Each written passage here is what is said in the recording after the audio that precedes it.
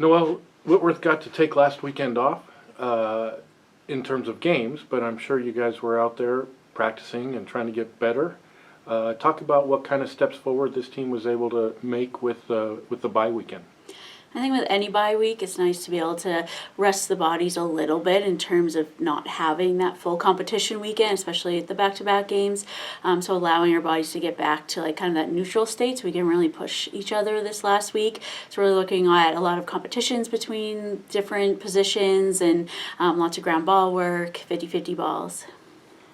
There's a lot of matches going on around the conference this week with schools from out of the area coming in to play Northwest Conference schools. How much are you paying attention to those, and how do they help you prepare for when you play those conference schools? Yeah, I think it helps both ways because some of the ones coming in, like North Central, we'll get to play them when we go out to Chicago. So they have a couple games with people that will play here, which will be a good film session for us. So looking a little bit at those scores, and then also how teams are doing in that non-conference type play with conference schools. So kind of our first time as a conference playing against a team where it doesn't hold the weight of a conference game, but still has the same level of competition. For example, Whitman played the same two teams that we played, Willamette and George Fox. Any comparison, score comparison, result comparison that you're able to take out of that?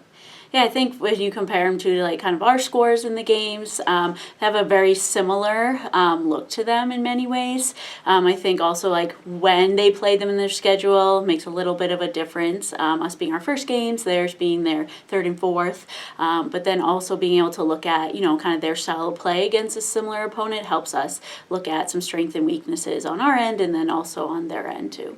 And we're playing Whitman on Saturday at 1 o'clock. Always a good match against the Blues. We talked about them a little bit last week. Anything new that you saw this weekend?